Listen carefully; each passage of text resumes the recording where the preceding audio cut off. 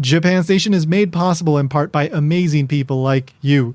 If you'd like to make sure that I can keep bringing you more content about Japan, the Japanese culture, and the Japanese language, then consider joining the Patreon over at japankyo.com/Patreon. You can join for as little as $1 a month, and that will get you early access to episodes, plus ad-free versions. I also take one-time donations over on Ko-fi, Venmo, and PayPal. Links are down below. Ladies and gentlemen, welcome to Japan Station. Welcome to Japan Station, a production of Japankyo.com. This is the podcast where we teach you everything you should know about Japan, plus a few other things. I'm your host, content creator, founder of Japankyo.com, and the anime linguist on YouTube, Tony R. Vega. All right, so today I've got a rebroadcast of an episode of Ichimon Japan. It's episode 28, so this came out quite a while ago, several years ago, but it is still as relevant and fun to listen to today as it was when I dropped it all the way back in, who knows, I don't even know when this came out, probably like 2021 or something like that. So this episode is all about Japanese names. The history of last names, interesting last names, first names, etc., etc. There's a lot of great info here, so I think you're going to enjoy it. And if you already listened to it, well, maybe listen to it again because it's been so long that you probably forgot.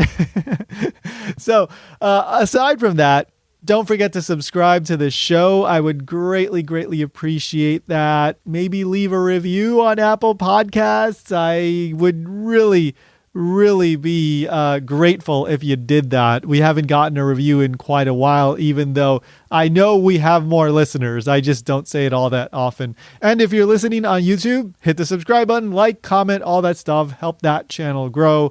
Most people are listening on podcast apps, but at the end of the day, as long as you're listening, doesn't matter to me. I appreciate it. And if you have any questions or comments, you can reach out via email, mail@japankyo.com. You can find me on social media. Just look up Tony R. Vega on X or over on Instagram. Of course, I'm going to be having another adventure in Japan. I'm going to be documenting that on social media in real time, but that's going to be in the fall. So we're still a ways away from that. But you can always find me over on Instagram, X, Japankyo News on X, and at Tony R. Vega over on Instagram. Anyway, that's it for now. Let's get into the episode. So in the Edo period, the shogun says commoners don't get to use last names, right? And so everybody's just like Bob and Bill and Thomas. Well, could they at least say Bob 1, Bob 2, Bob 3, or are they all just Bob?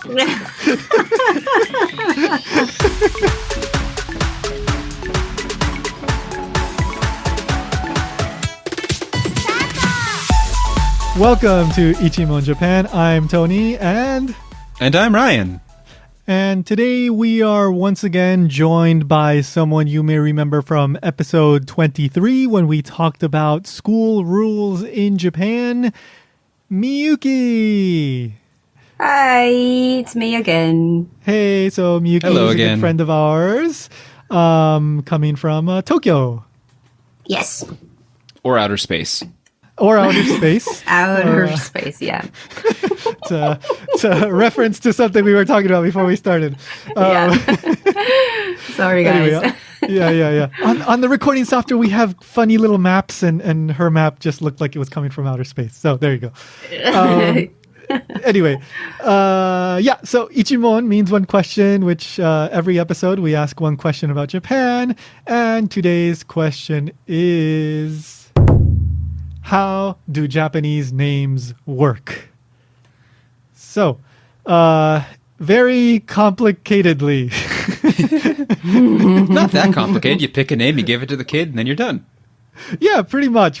So all right, so let's just start with the very basic answer to that question, and then we'll go deeper and deeper. In Japan, the custom is to say last name, family name first, and then first name second. So, for example, Tanaka Taro would be, Tanaka is the family name, and Taro is the first name, right? That is how you work. You generally refer to people by their last name. Of course, with your friends, you may use a nickname or the first name once you get to know somebody a little bit better. But generally speaking, you would say last name San, right? That is the most general rule, I guess you would say, for how these names work. But there's a whole lot more to the intricacies of Japanese names, and it's like ridiculously complicated once you start digging beyond that.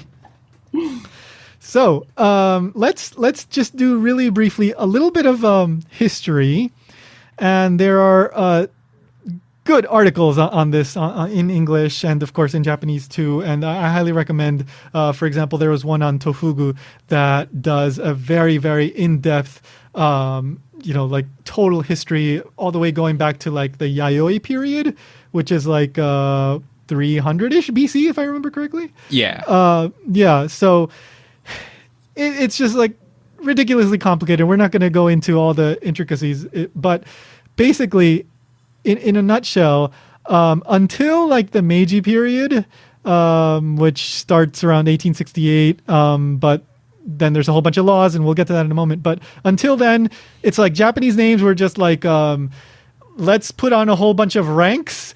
And my name is like, oh, I'm from a fancy clan, and I'm associated with the emperor, and I want to show off. And so I get all these like fancy schmancy names, and then your name ends up being like 6, 7, 8 like things long, right?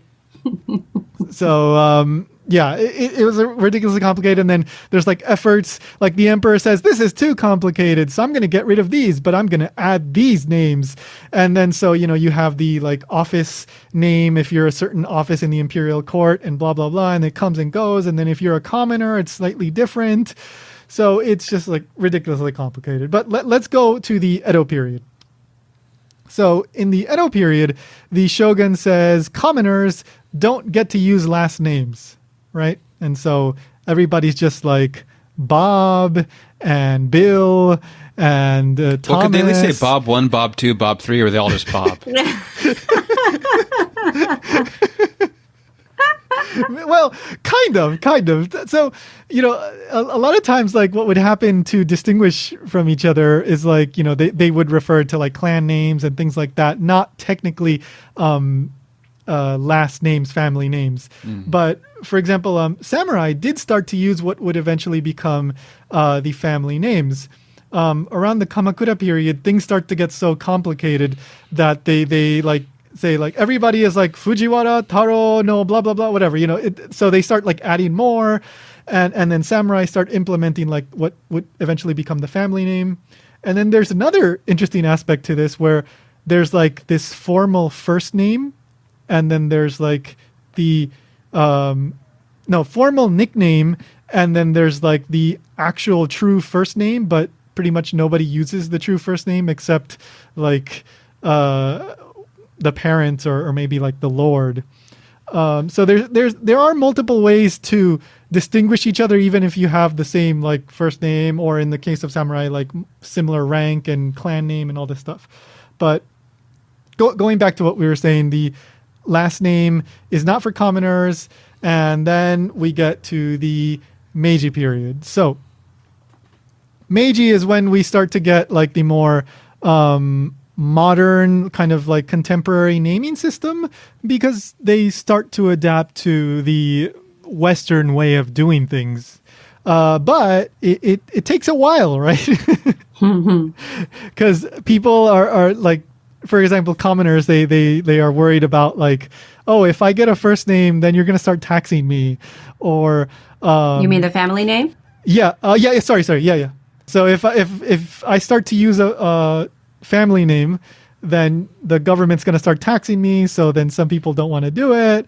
And to be fair, that did happen, so they were right. Well, exactly, yeah. So once you have like a more easy to keep track of like system, that is part of it, right? It's easier to keep track of who's paying this and who's paying that.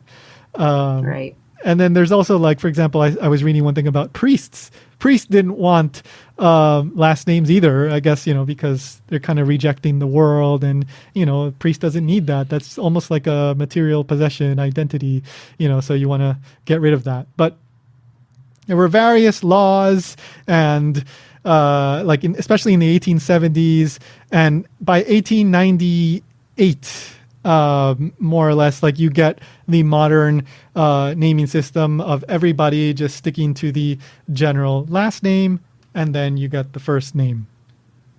So around this time, there's a whole bunch of really interesting little stories here and there about, how people got their last names and all this stuff. And maybe we can start with Miyuki. You were talking to somebody that you know about their last name, and they told you like an interesting story about how they ended up with the last name they have now, right? Okay, yeah. So I asked a couple of my friends about interesting story about their names, especially their family names. And then there's just one friend. His name is, today it's Kamiyama. Last name, yeah. Right? Yeah, last name is Kamiyama. And the kanji is ue, like, up or above, ue, and yama is a mountain. So his family name is Ueyama, and it's read Kamiyama. Okay. But it was originally Wayama. Okay. So the thing is, the family was in the northern part of Honshu, the main island of Japan. So they had like certain like northern dialect. So it was Ueyama, but it was pronounced Wayama. So that was how it was. Then they moved to Hokkaido, is the most northern part of Japan. And when the family moved to there, other families with a name with ue and yama, those two kanjis, were read Kamiyama in that area.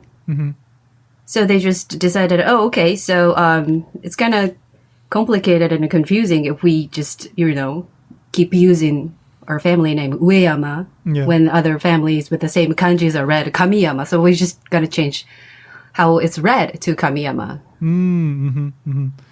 Yeah. Around that time, it seems like there were a lot of, like, the rules with names were really loose and people could just kind of do whatever they want before they registered their name. I guess. Someone didn't want to be Bob 3 anymore, so it became Fred 5. Like that. Yeah, people just like, all right, I'm done with this name. And yeah, like what I was reading, it seems like it was really easy to change their names until, I guess once you get into the 1900s, it becomes a bit more challenging. And nowadays, I think Japan is, especially just both names, first name and last name, I think it's fairly tricky to change your name, especially compared to, like, for example, the United States, where it's not super difficult. Yeah, I remember mentioning that someone in America had changed their name, and a Japanese friend was surprised that you could do that at all. Yeah. Like I've read news stories. It's a very annoying process, and ultimately it's up to like a judge, and oftentimes the judge just doesn't accept it.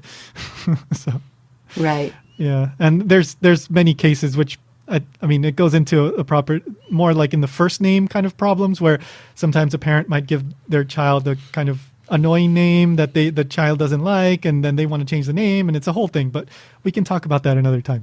So there's many interesting stories that date back to this time of how people got their last names.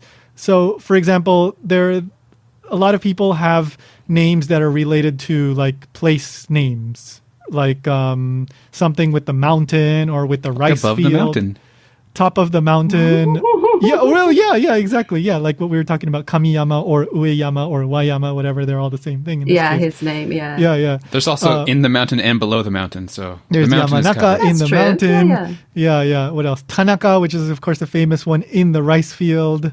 There's Nishida, right, to the west of the rice field. There's tons of these like rice field and mountains, and kawa, like Okawa, or, just river-related ones. I feel like some government dude was just like walking through a village and just like, that guy's standing in a rice field. That'll be his name now. It is kind of like that. So what happened, what you hear these stories, if you start, especially in Japanese, you see a lot of like people talking about this, and there's a lot of references. Like there's a whole lot more research on Japanese names in Japanese, obviously, than there is in English. But Like there would be swaths. Like people said, okay, this town is near the mountain, so this part of the town is closer to the mountain, so they are Yamashita. This part is closer to the rice field, so they are Tanaka. And you know, they would just like give all these people like these last names related to the geography, even though they are not related necessarily by blood. Another interesting thing that would happen is that people would just take on the name of a like well-known or respected like warrior or individual in the area. And that happens with, for example, Satō. So Satō is very, very common last name. And that is actually related to the Fujiwara clan. So the Fujiwara clan is one of the most well-known, respected, especially at the time, you know, it was like very, you know, these were like people in power. And the Satō came from a group that was had an association with the Fujiwara. So a lot of these names have these kind of like samurai-ish roots or warrior roots, but the people that have these last names are not necessarily blood related to these samurai or like super respected figures, because people just want, you know, like, I don't know, it'd be something like, my name is Tony and I want to be called Washington because I love George Washington. So I'm Tony Washington from today on, right? It'd be something like just making Nice it to up. meet you, Tony Washington. Tony Washington, exactly. Yep. Hello.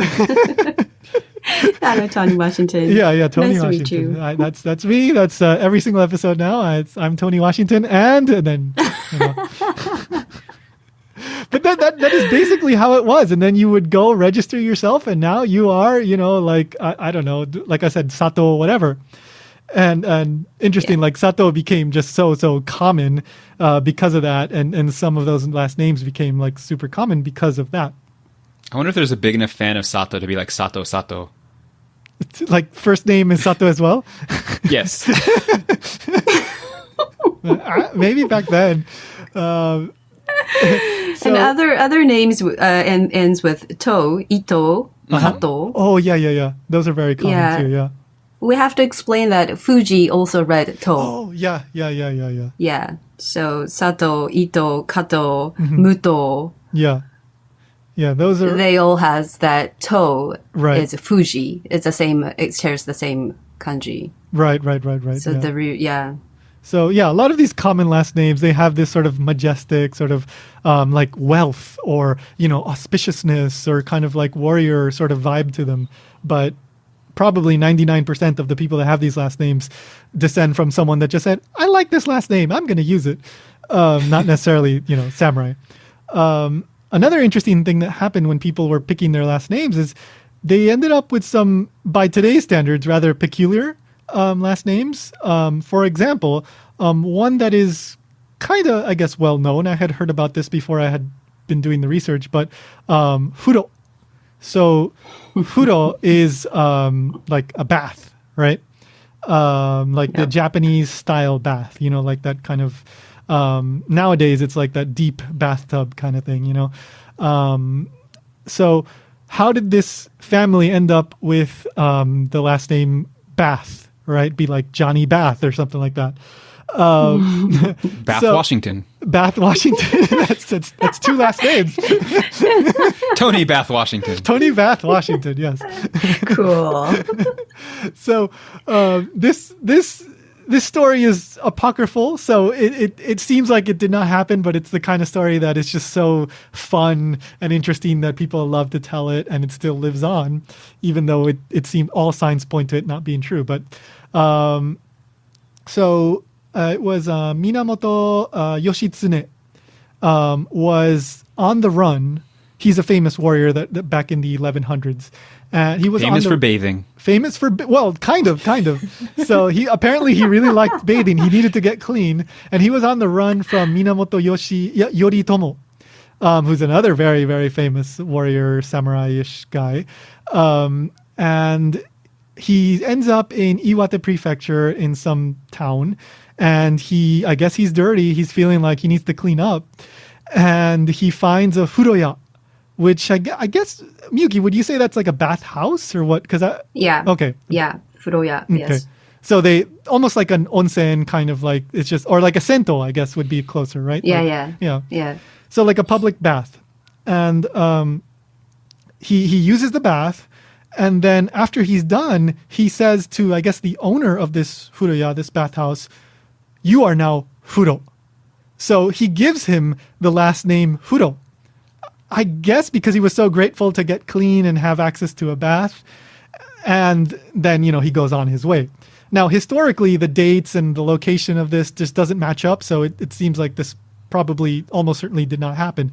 But I want to imagine that like the bathhouse guy didn't even recognize him and just thought this is just a random customer giving him a name. He's like, okay, I guess so. Okay, I guess I'm Mr. Bath now. And since the dates don't match up, I want to believe the story is true, but it really was just some random passerby. And he just made up the thing of it being Yoshitsune later on. True. Yeah, I think the That was Yoshitsune. No, it wasn't. Yes, it was. I think what was said was like it was really like Yoshitsune never went to that part of Iwate. I think that was the main reason for dismissing this. But it could have just been some guy saying he was Yoshitsune. I mean, that's certainly possible. Yeah, it's possible. Yeah, you can get names so easily. Maybe some dude was like, you know what? From today, I'm Yoshitsune, and you're Mr. Bath. Yeah, because it's possible. It's possible that the people didn't really know how he looked like. Definitely. Yeah, I don't think they had like Google yet, so I'm not sure. Maybe they didn't. Yeah, I think it came 2 years later. Yeah, that's when they started using Guguru, right? That's when they started using Right. Yeah, that's the reason. Yeah. So now, but this story of like a samurai, like, noble giving a commoner a last name is something that actually happened, right? Like even if this did not happen, if there was a reason, like something as a reward, oftentimes, like it's like, oh, you did a good job, so now you get to call yourself this, right? Now you get the honor of having a last name. Yeah, that's a common story that like there are various cases. And now you must pay taxes. Uh-oh. So, wish I didn't do that. I wish I didn't let him take a bath. Yeah. Your name shall be Bath Taxpayer. Bath taxpayer. Oh my god. It's like Zeikin-ro or something like that. Zeikin is tax, and ro is like a common suffix to first names. And one little side note to the story, Ryan, and we going back to seppuku. Yoshitsune ended up coming in seppuku. So to learn more about seppuku, go to episodes about seppuku. There's 2 of them. Go to the podcast you're at. Yeah, go to previous episode of this podcast, probably like 10 or 12 episodes ago. Anyway, so last names are really interesting, and there's tons of really interesting ones. For example, like Okinawa has a really interesting history with that of just picking like things in the house, right? So I can't remember exactly, but like pots or things like that, like just very common everyday things would become last names. And I'm not totally sure, but this probably dates back to around that time when people were just like kind of scrambling to like get last names. So it's like, oh, I guess I need something. So yeah, there you go. I'll be this or that. So could we just briefly discuss maybe like the top 5 last names in Japan? There's that sounds like a good topic. Yeah. Do you want me to read them off? Who wants? Okay, Ryan. Yeah, go ahead. Read the top 5. So number 1 is Satō, as we were discussing earlier. Yeah. Ta-da! About how many are in Japan? About 1,871,000. Okay. Moving on. Moving on. Exactly. Number 2 is Suzuki. Okay. With 1,797,000. Okay. I had heard that was number 1, so I don't know if something changed or if I had just heard wrong. They fluctuate a little bit. Like maybe like 5 years ago, I think Tanaka was much higher in the list. And if you look at the numbers, they are pretty close. They're all around a little over 1 million. So yeah. I mean, top. I think top 4. Mm-hmm. I see like one goes on the top, and some other year another one goes on the top, and it's kind of like changing. We can tell who's having slightly. the most kids. Yeah. And these statistics date back to 2019, right? Okay, so it's a little out of date. Yeah, no, 2019. Well, I mean, 2020, 2019. I mean, these are the most up to date because we don't have the 2020 ones yet. Hey, a lot of kids could have been born. Definitely. And one more thing. just because there's a lot of Satōs across the country, that doesn't mean they're all related, right? Because again, I think they're mostly not. Yeah, they're mostly not related because there were people all over the country that, would be called Satō because they picked that last name. So that's just Since we're mentioning that, I will point out, since I don't know if people in America are aware of it, but Japan has kind of a lack of diversity of family names compared to other countries. Like, for example, when I was in high school in America as a student, I think usually there was not two people with the same last name. Occasionally there was, but most of the time there's not. Yeah, I guess there's more of a variety because even if you're talking about like the Anglo kind of side of things, the Europe side of things, you're talking about people from like 5, 6, 7 countries, right? So yeah. But like here in my classes, there is definitely students sharing a last name in every class, usually multiples. Yeah. And interestingly, so compared to like, for example, Korea though, or some Asian countries, Japan has a lot more because like Korea has like 4 that are pretty much like, I don't know, the vast majority of people, right? So, and that goes back to like, China and there's a relation there. But Japan has a kind of more independent history when it comes to these last names. I just checked on the internet and it says there are 300,000 family names in Japan. Wow. Yeah. So that's a lot more than 4. Yes, take it from us. In Korea, there are 4. Yeah. Well, there are more, but it's just the top are so overwhelmingly, like more than everything else that it's rare to come across like people that are not in that top, whatever amount of last names. So, what was the last number one? 3? Number 3, okay. Is Takahashi. Takahashi, yeah. Okay, that's pretty common. Which has 1,411,000. Okay. Number 4 is Tanaka with 1,335,000. Yeah. Tanaka. Which, of course, is the name of Tanaka. Yeah, Tanaka. I think you see him in textbooks a lot, Mr. Tanaka. We also have a mutual friend who simply goes by Tanaka. Exactly, yes. And number 5. Number 5 is Ito, which is 1,774,000. Sorry. Yeah. So there you go. That's another one of those that we were talking about with the the kind of sound fancy last names. Yeah, of the toes, 3 of them are in the top 10 because there's also Kato at number 10. Kato is number 10. Yeah. Yeah. Yeah. So the most common ones, like I said, like around 1 million, a little bit more. What's the population of Japan like now? Like 130-ish million, something like that? 30-ish? Yeah, around that. Or a little less than that, I think. Yeah, so that is, a little less than, maybe like around 1% for some of those top ones, right? That is pretty... Apparently it is 126.5 million. Yeah, so that is around 1% for each of those top 5 at least, which is pretty impressive. I guess it's more diverse than I thought. I don't know why we have so many kids with the same last names then. It says there are a lot of family names that only less than 100 people have. Does it make sense? Yes. A lot of yes. like So rare there are names. like a lot of unique rare names around there. Yeah. So like like- these 10 might be like 30, 40%, and then there's a bunch of like really small Could ones. be. Yeah. It says there are 10,000 rare names. Oh, okay, yeah. Yeah. So maybe that's the reason. Yeah, for example, Furo, like we were talking about Bath, that one is one of those rare ones. Like It's just that one guy. It's just that one guy. He's still around. He's still alive today. Yeah, 900, Uh-oh, wow. 1,000 years later. But like, what's something really fun about Japanese last names? I guess you can do this with like Western names, but I do this sometimes with Japanese last names when I come across a really rare one. You can look online to see where it originated from, generally speaking, and it gives you like statistics. So, for example, like 100 in Hyogo Prefecture, 70 in like Kyoto, and just really interesting statistics. And Furo, I think the top amount was like around 100, and there were like far fewer in other places. So yeah, that is probably like less than 200 people in total for the Furo last name. And there's, like Miyuki was saying, a lot of those. To be another like thing I will point out is, as a foreigner learning Japanese, I'm grateful for the many common last names because it means there's not that many I have to learn. Yeah. It's true, yeah. Yeah, you rarely come across those really super rare ones. And usually those super rare ones are so rare that even the person that has it has to explain it to other people. Yeah. Like Japanese people. Right. Yeah.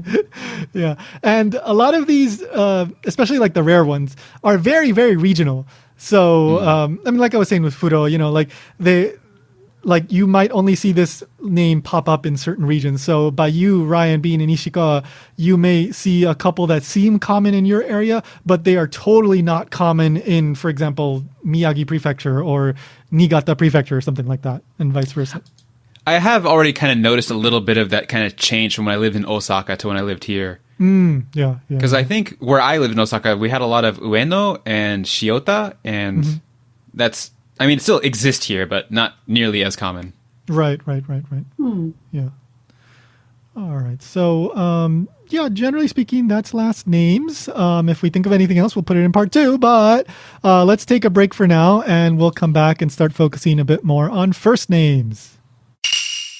Hey guys, this is a brand new commercial. So I replaced the old commercial that was here because I have an announcement. I just launched a t-shirt shop, mechanekosushi.com. That's M-E-C-H-A like a Gundam mecha, neko like a cat, N-E-K-O, sushi.com. So I have a brand new design. Well, it's actually 2 variations of a design featuring Son Goku. So Son Goku is the Japanese pronunciation of Son Wukong, which is the main character of the famous classic Chinese tale Journey to the West, or as it's known in Japanese, Saiyuki. So what I did was I reached out to a Japanese artist friend of mine. He's amazing, and he's well known for doing cyberpunk style anime art. So I asked him, hey, Hodai, his name is Akihiro Hodai. I said, hey, Hodai, can you draw an original version of Son Goku for me, based on Journey to the West, etc., etc.,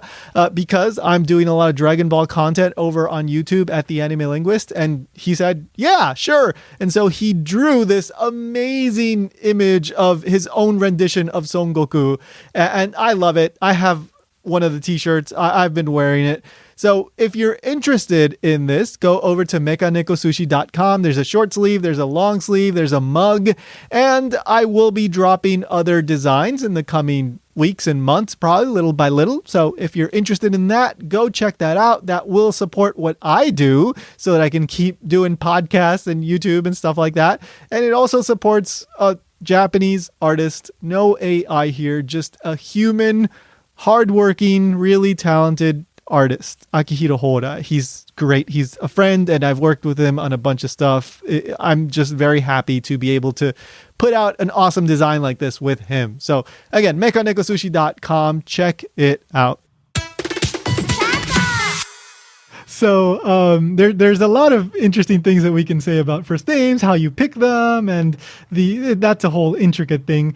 But one brief thing that I will mention here at the beginning is so as I said in the first part, there was a whole kind of confusing system that has its roots back in China actually, but you would have like a formal nickname and a proper true first name, and the official first name is not one that you would normally use. People would normally just use that official nickname, and with males, one naming system that you would see in this is like based on birth order. So Ichiro, Jiro, Saburo, Shiro, and then Ichi is 1. Ji is a different pronunciation of 2. Saburo is based on 3. San and Shi is 4. And it would keep going and going and going and going and going and going. And back in those days, people had a lot of kids. I was just saying, I wish we knew like what was the farthest number some family ever reached. I saw one mention Sanjugoro. Wow. That's a lot. That's 35. But so I came across a thesis that looked at, it was called like the Japanese naming system, morphological and semantic something, but I can't remember what it was. It was 150 pages of analysis of like Edo period names and modern names. And if you're into that sort of thing, I highly recommend it. it was a lot of interesting information in there. But one thing that I noticed was that I think it was a woman that wrote it, but she says that in one of the in the Edo period records, she saw one mention of 12th. So I'm assuming it's Jujiro, maybe. So at the very least, there seems like there were families with at least 12 kids. 12 boys. That's what I was guessing. Wow. Yeah. 10 to 12 was like, I think it was possible. Yeah. And something interesting with the system is that you would, the counting would include the girl, but she wouldn't necessarily get a number-based name, right? So, for example, if Ichiro is the first one, Jiro is the second one, and then the third one is a girl.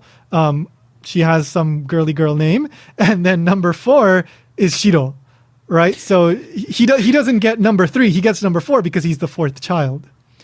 And the girl gets girly girl name. Yeah, girly girl name, just random Edo period girly girl name. And, like Iwa. Iwa, yeah. Iwa means rock.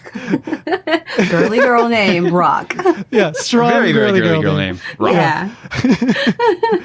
And another interesting thing that I discovered from interviewing someone here in Hawaii. So let's see, it was...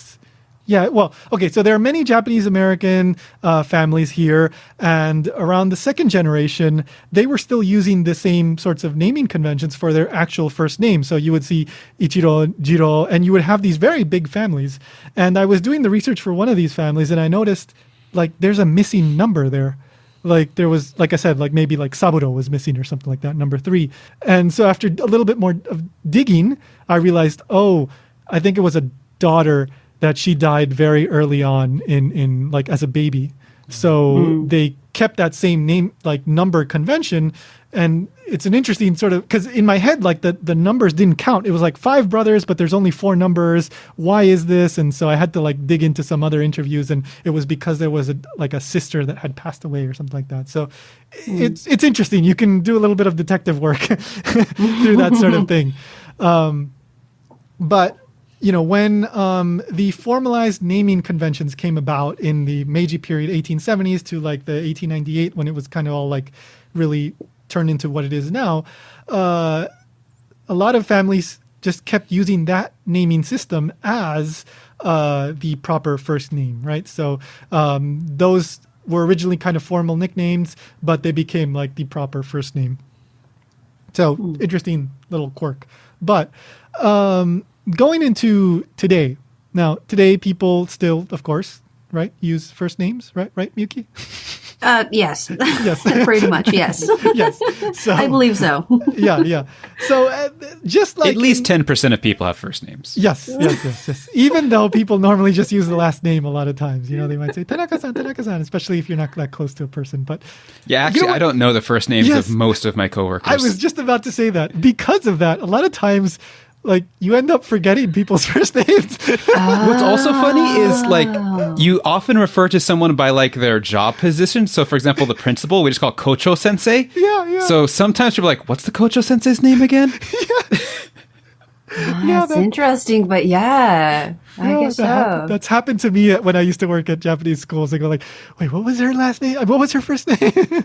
Yeah, we got a new vice principal, which is Kyoto Sensei. And, like...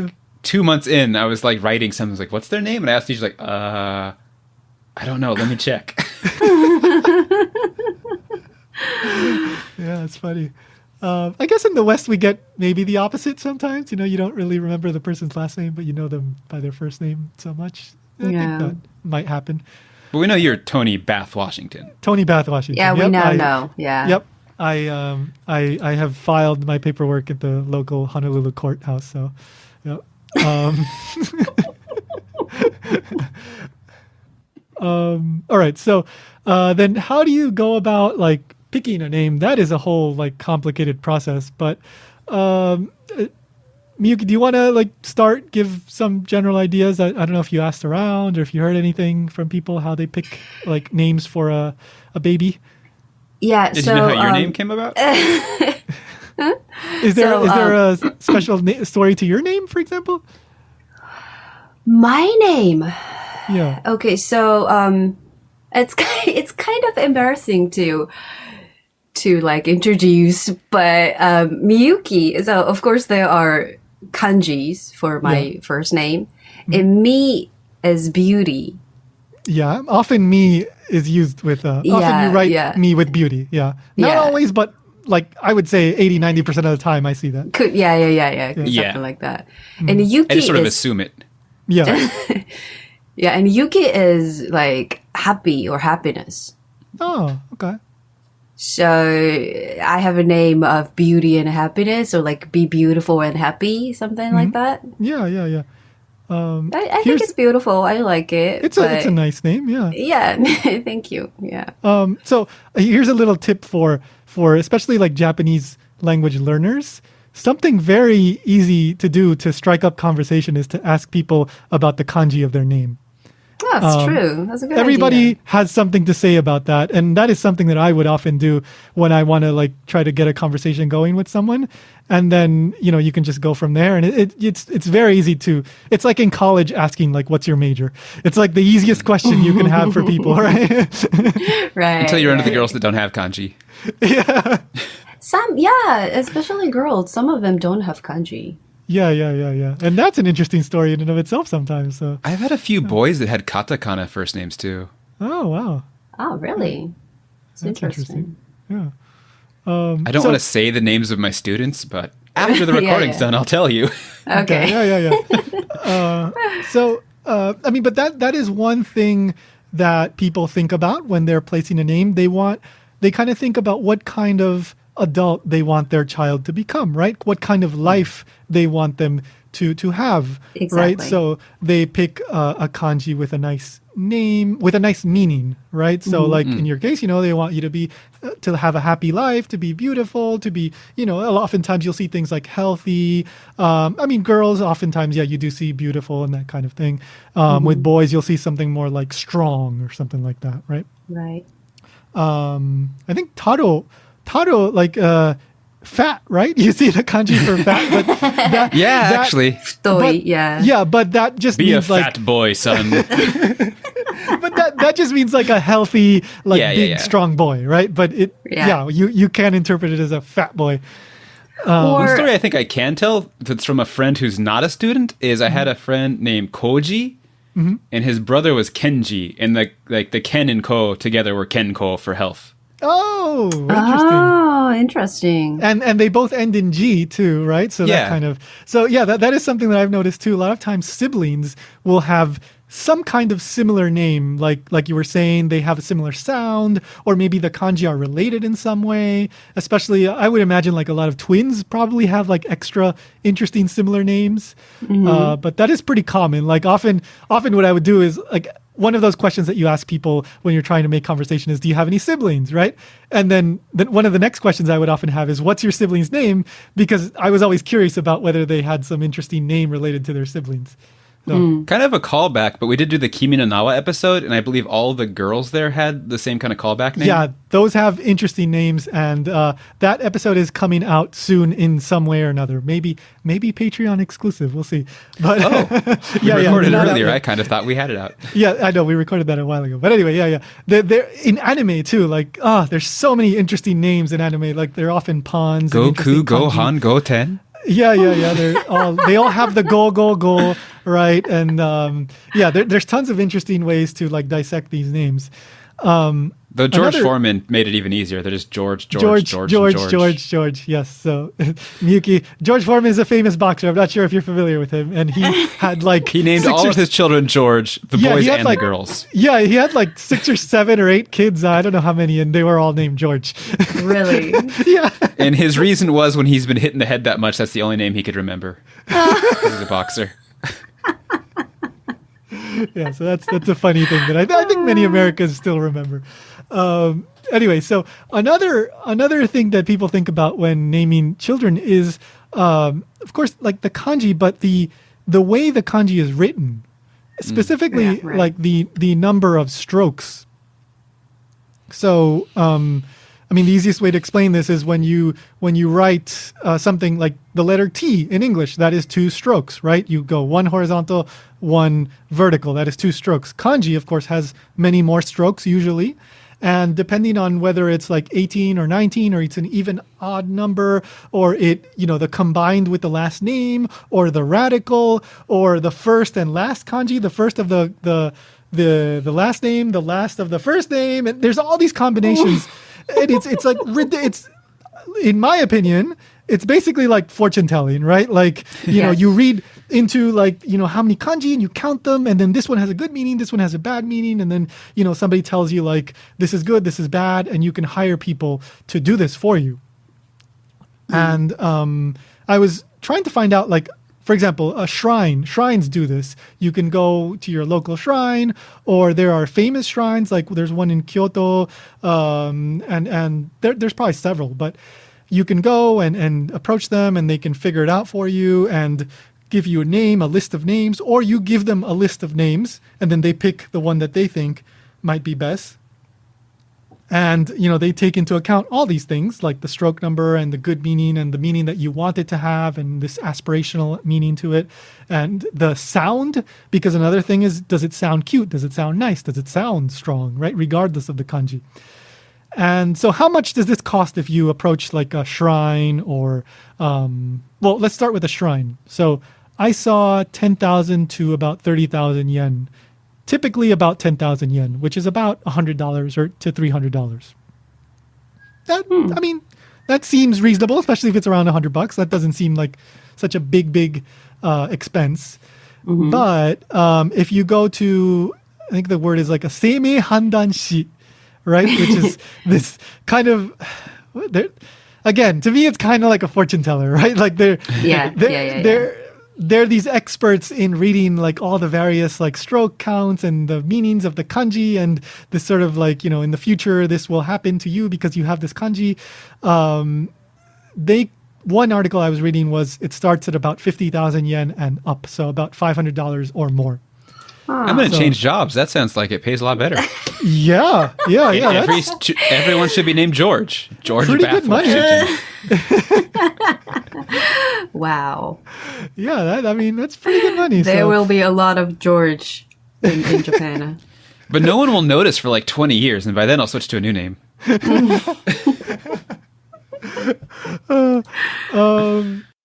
And one more thing about the shrine. So, for example, traditionally, you were supposed to wait like 7 days.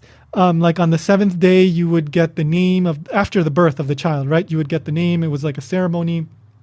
And that was because back in the day, like in the old days, oftentimes children, the baby would not live a long time, right? Maybe like die right after childbirth. So, you would wait until a week after to officially do the name and all that.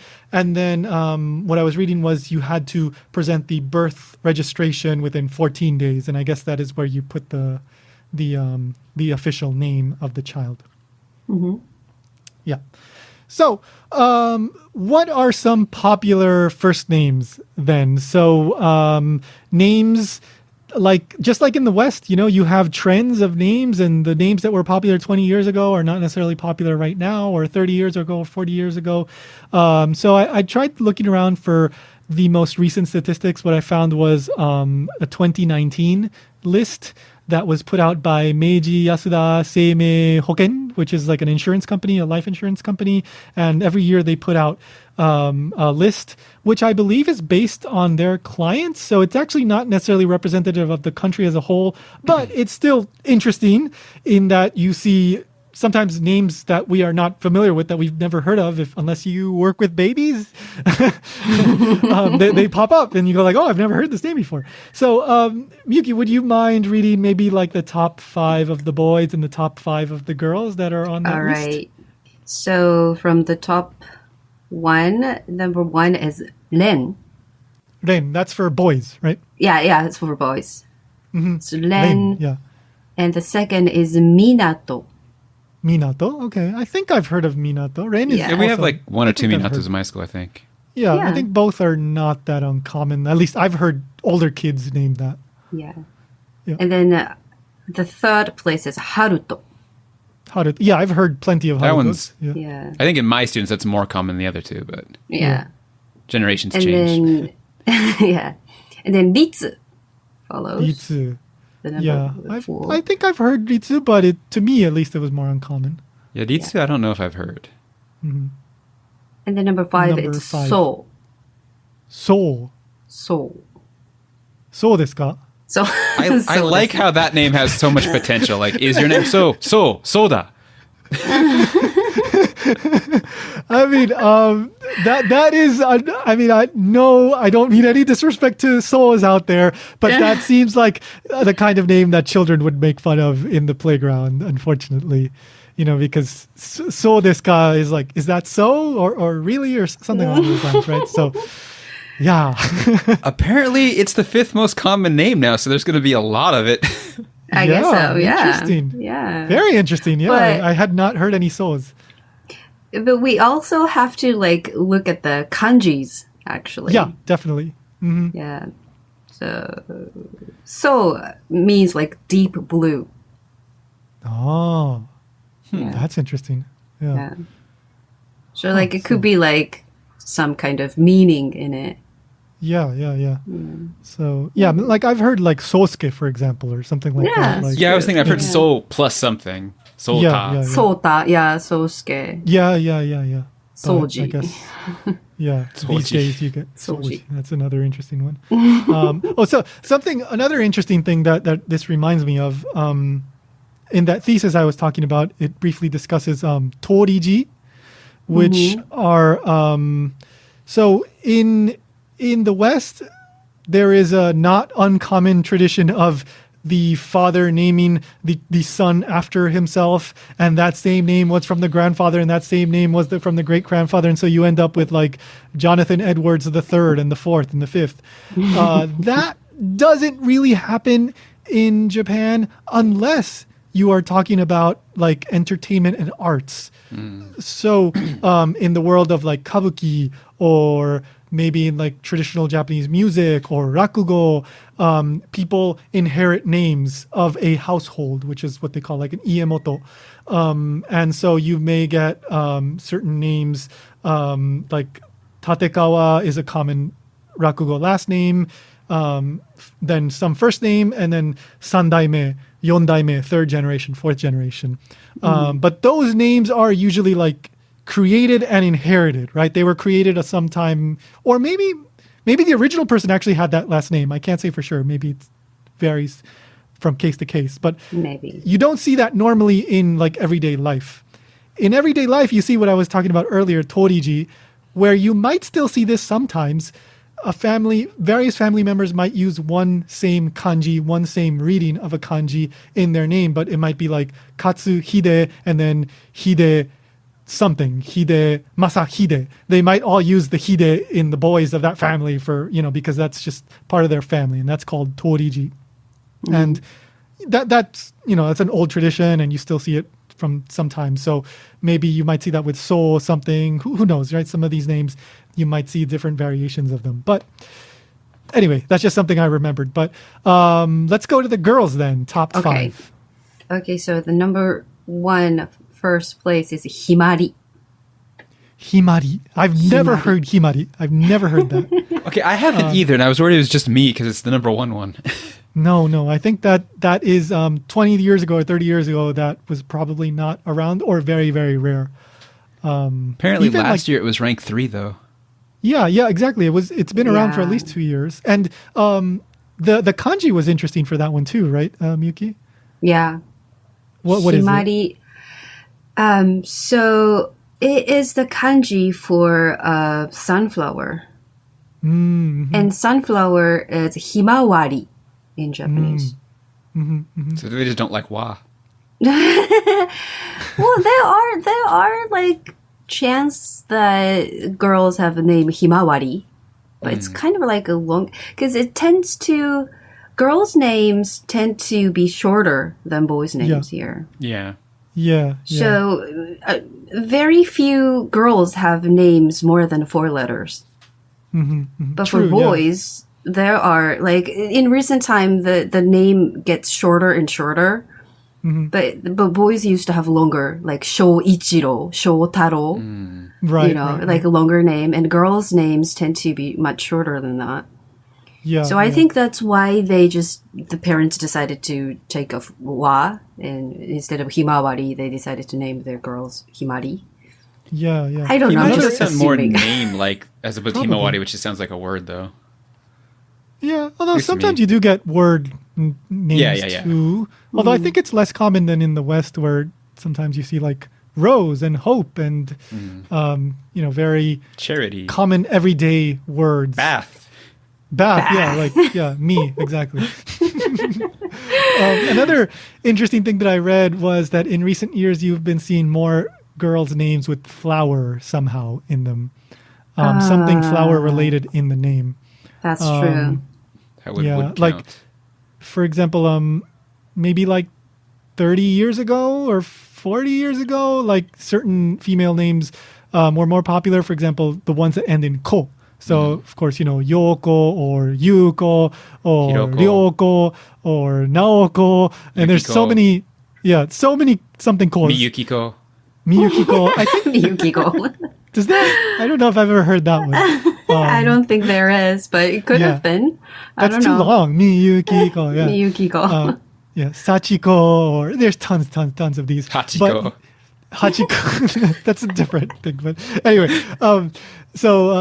ko's were very popular back then. And when I run into like women in their maybe like 30s, but probably mainly 40s, I meet a lot of, especially here in Hawaii, I meet a lot of yukos and yokos.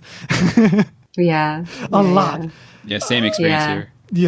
Yeah. But these days, ko kind of sounds old fashioned. So I think it's pretty rare compared to, how it used to be. I feel like Hanako's still around a little bit, but definitely Very way less rare. common. I haven't met any Hanakos lately or ever, maybe. I'm not sure. Anyway, number 2, Okay, number 2 is Mei. Mei. Oh, okay. Mei. Yeah, that one's I think been around for a long time. Yeah, I guess so. Like in Totoro, there's Satsuki and Mei. yeah. Yeah. Satsuki and Mei. Yeah. It's funny, Satsuki means May in English. Yeah. Satsuki is the old name for Mei in Japanese. May. Yeah. Yeah. So it's a pun, another pun, like I said, siblings. Siblings often Yeah. have these interesting little connections between their names, I guess so. especially in We anime. could- Yeah. Yeah, we can say that. Yeah. And the number 3 is Rin. Rin. Rin. So I think another thing that seems to be kind of popular in the past 20 years or so is names that might be able to be both kind of English sounding and like Japanese sounding. And Rin could be interpreted as Lin as well. But I do think Rin probably existed before, this awareness of the name Lin was around, but I'm not sure on that. But that is, for example, like Judia, maybe? I think I've seen like Judy or something along those lines, or Maria, like Mari. Yeah, I've seen and some stuff like that. Marias. Yeah, Maria. I've seen names like that. So these kind of slightly international names that can go both ways. I guess so. Yeah. In recent years, it's more common to give their children some names that could be easier for Westerners to pronounce. Yeah. Okay, number 5, I think, right? Was that the next one? Number 4. Number 4. Number 4 is, I think it's a bit hard for English-speaking people to pronounce, but tsumugi. Oh, yeah. Tsumugi with a mu. Tsumugi, Tsumugi, yeah. yeah. Mami mume mo tsumugi. Interesting. I've never met a Yeah. tsumugi. What is the kanji for that one? Itohen. Okay, so thread radical. I was really hoping she was like, the kanji is tsumugi. No, I'm just wondering if it has a specific meaning outside of the kanji, outside of the name. Okay, so what I've been guessing is there are 2 different common kanjis for the sound tsumugi, and one tsumugi is like spinning string. Oh, okay, yeah, like when you're spinning yarn, like when you're sewing, kind of thing, right? Yeah. And then another tsumugi. Let's see, I'm just searching right now. Another tsumugi, I think it's the... Oh, okay. So tsumugu... Okay, maybe I was wrong. It has like a pretty similar meanings, those two kanjis. Okay, maybe I can say that. Tsumugi has two different kanjis for that sound. And one tsumugi is until the Edo period... That was the like everyday kimono for the commoners. Oh. Okay. That's why it has the thread radical. It's related to fabric of some kind, maybe. Yeah. And because this is the kanji that I imagine when I hear the word tsumugi. That's one kind of kimono. Right. And then there's another kanji for tsumugi, but it's actually a verb. That's tsumugu. Okay. Yeah, so tsumugu is the word that, just like you said earlier, like yarning like spinning yarn or... Spinning yarns and like kind of sewing, spinning yarn, something like that. Yeah, something like that. So I'm curious though, like usually the imagery of these... whether it's noodles or yarn, these sorts of like long, thin things usually are related to a long life. Do you think that is the idea here in this name? Like what is the... Because to me, this doesn't necessarily sound all that feminine or beautiful or like what do you think is the attraction to this name? It made it to number 4 too, so it seems fairly popular. Yeah. I don't know. It just... Or does it just sound personally, cute? I mean, personally, it just sounds a bit classic. Oh, interesting. So it's like, I'm going to say something completely different from what I've said earlier, but it doesn't sound like a Western name at all. Oh, it's like a classic, very traditional wa. Very, wa kind of sound. Wa and means also like there is a Japanese there's a Japanese word like a kotoba o tsumugu. And what does that mean? And so kotoba o tsumugu is like when we say kotoba o tsumugu, it's like a really like poetic action. Or like creating like poetic words or sentence or something like that. Okay, so the vibe that I'm getting is kind of like a traditional Japanese, sophisticated sort of, almost a little bit like artistic, fancy, classic, artistic feel. Kind of. No. I get why that would be a name, why someone would want to name their child. That makes sense. Sure. Oh, it's very interesting. Yeah. I don't know, I'm just guessing, but I actually have a friend who named their daughter Tsumugi like last year. Oh, wow. Interesting. Yeah, so I think it's that's where this date is from. Yeah. That's she's one of the people in this survey, maybe. Maybe, yeah. Maybe. Okay, so that was very interesting. So let's go on to number 5 then. Number 5 is Riko. Riko. Interesting. Riko. Is that ko with the child ending? Yeah. Or is that a different... Oh.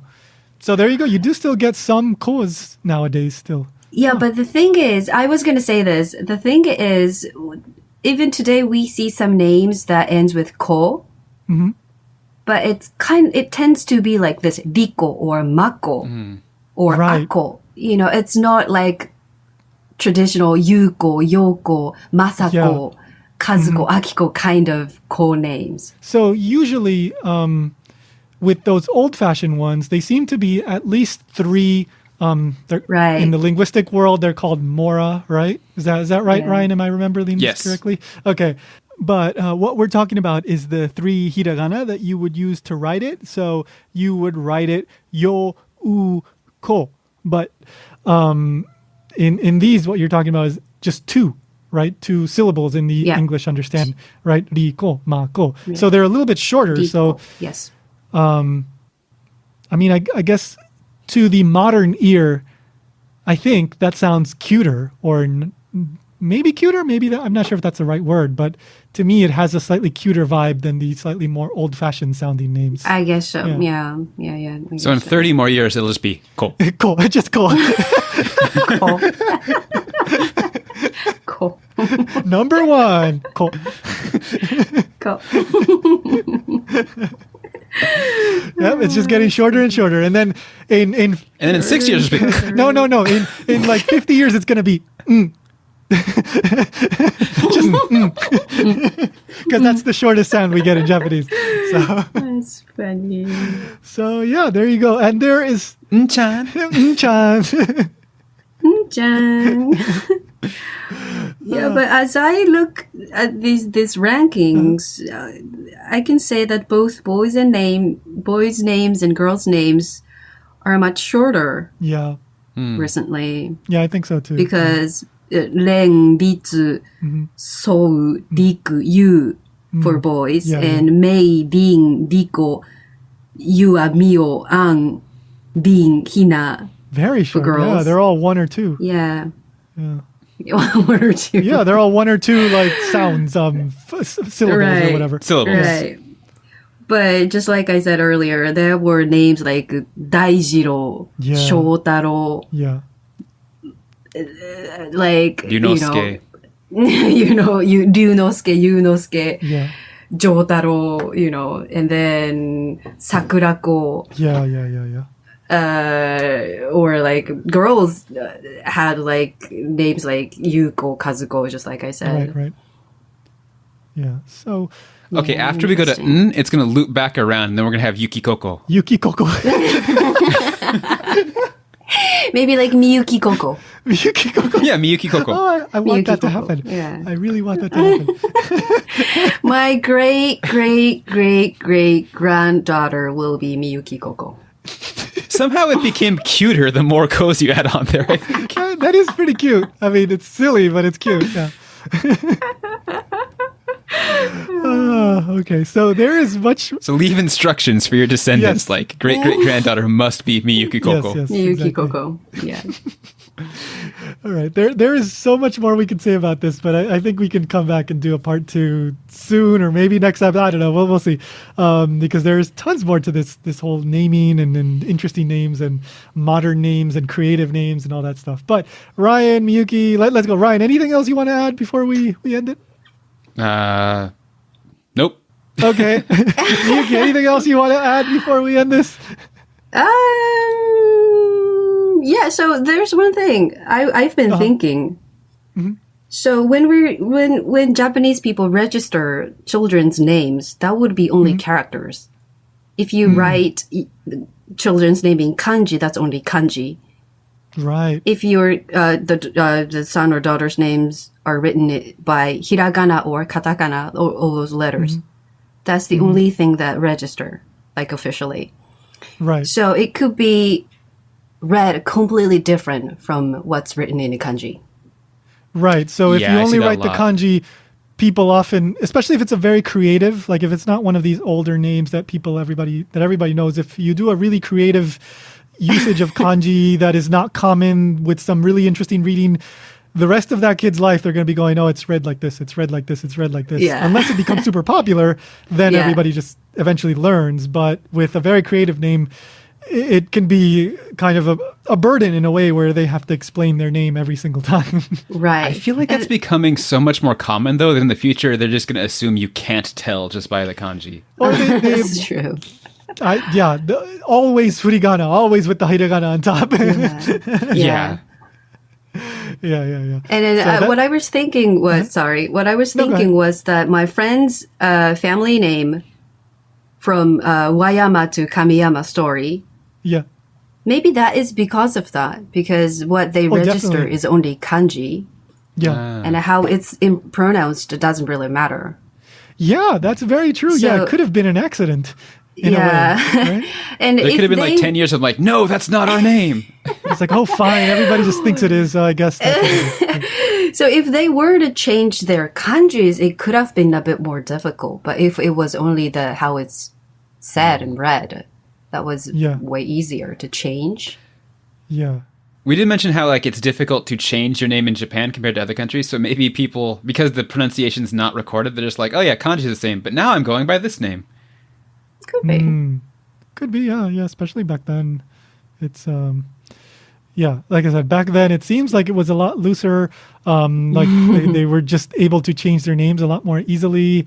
And there are records of name changes. And even like the whole like women changing their name upon marriage, like that wasn't a thing until 1898. They actually did keep both last names, the women and the men. But then I think it was 1898 when that stopped being allowed. And that is the way it is today. And there was a whole big court case where, women are still not allowed to keep their name after marriage. So everything that's was like a lot ongoing thing. Yeah, everything was a lot looser like 100 years ago or 120, 130 years ago. Everything was very, very loose, it seems. So well, I think we should definitely come back to do an episode about like the very creative names. So we'll do that maybe next time or another time. Yeah. So we'll leave it at that. If you have any interesting names or questions about names or any questions at all, you can send us an email to Ichimon at japankyo.com. Yes, that's the one. We hope. I have too many email addresses. Ichimon at japankyo.com. Yes. So you can send us an email. Thank you, Ryan. Thank you, Miyuki. Thank you for having me again, guys. See you next time. Thank you, Tony Bath Washington. Oh, yeah. Thank you, Tony Bath Washington. Okay, bye. See you all next time.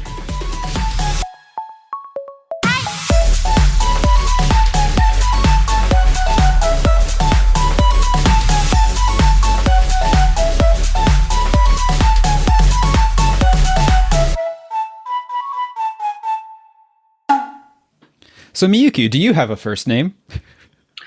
I don't know. Let me think. I thought Miyuki was my first name. It isn't? I don't know. That's why I'm asking. People call me by that name, so I've been Well, thinking. Miyuki in Japanese, if you translate to English, just means like, hey you, right? I didn't That's why they shout that towards you. Is it? All right, let's just keep going from there.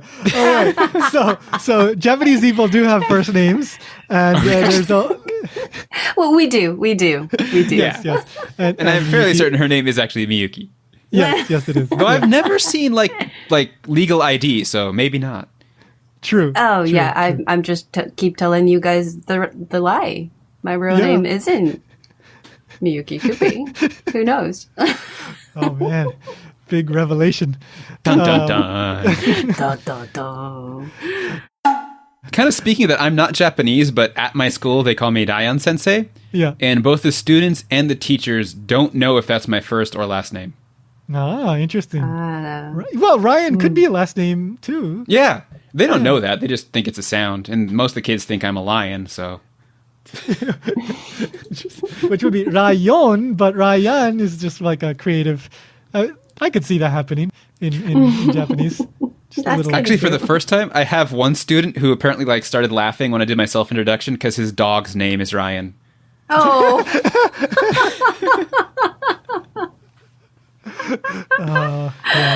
I mean, I've heard of like very Western names being used on pets in Japan. I guess it's because it's kind of you get like a disconnection. John right? is really common dog name here. John is a common dog I don't know, but for some reason I have several friends who ever named their dogs John. Like not just one, more than one. I haven't met any Johns. I don't think I have either. Oh man, I want to meet a John. It's funny because John is such a common name in English speaking. Yeah.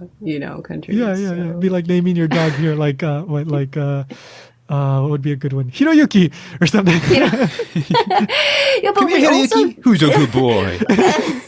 We also give dogs like names like Taro, Jiro, Yeah. Yeah. So it's the same thing, but I guess so. John. Yeah.